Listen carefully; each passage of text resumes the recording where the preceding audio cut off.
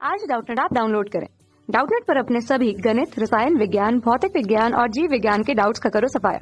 बस प्रश्न की फोटो खींचो, एक ही प्रश्न को क्रॉप करो और तुरंत वीडियो सोल्यूशन पाओ। अभी डाउनलोड करें। नमस्कार दोस्तों, हमारा प्रश्न है कि दोस्तों यहाँ पर प्रश्न पूछा गया है कि जब एथीन को उच्च दाब पर हम 400 डिग्री सेल्सियस पर गर्म किया जाता है तो हमें क्या प्राप्त होता है। ये हमें प्रश्न पूछा गया है। साथ में यहाँ पर हमें 4 विकल्प दिए गए, हमें बताने की कौन सा विकल्प है इसके लिए बिल्कुल सही है। तो यहाँ पर हमें प्रश्न किसके बारे में पूछा गया है, यहाँ पर हमें प्रश्न रासायनिक अभिक्रिया के बारे में पूछा गया है कि यहाँ पर हमें उत्पाद जो है वो क्या प्राप्त होता है। तो दोस्तों हम जानते हैं कि यहाँ पर हमें किसके बारे में बोला गया है, एथीन के बारे में। तो हम यहाँ पर समीकरण देखते हैं।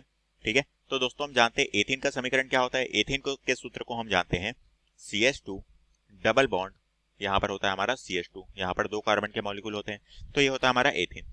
अब दोस्तों हम इसे क्या कर रहे हैं, इसे हम उच्च दाब और उच्च ताप पर गर्म कर रहे हैं।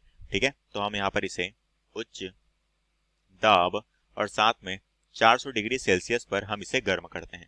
ठीक है, तो दोस्तों हम जानते हैं कि यहाँ पर जब हम इसे गर्म करेंगे तो हमें क्या प्राप्त होगा, यहाँ पर हमें पॉलीएथिलीन प्राप्त होगा।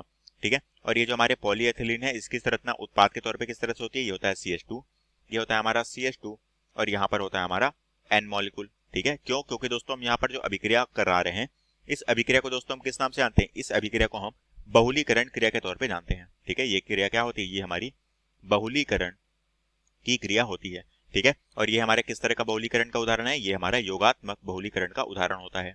ठीक है, यह योगात्मक बहुलीकरण का उदाहरण होता है, क्योंकि दोस्तों हम जानते हैं योगात्मक बहुलीकरण की क्रिया के द्वारा ही हम यहाँ पर ये जो हमारा एथीन है इसके द्वारा हम क्या करते हैं, इसके द्वारा ही हम पॉलीएथिलीन का निर्माण करते हैं। ये जो हमें उत्पाद प्राप्त हुआ है इसे हम जानते हैं पॉलीएथिलीन के तौर पे, और ये जो हमारी क्रिया है इसे हम बहुलीकरण या फिर योगात्मक बहुलीकरण की क्रिया के तौर पे जानते हैं।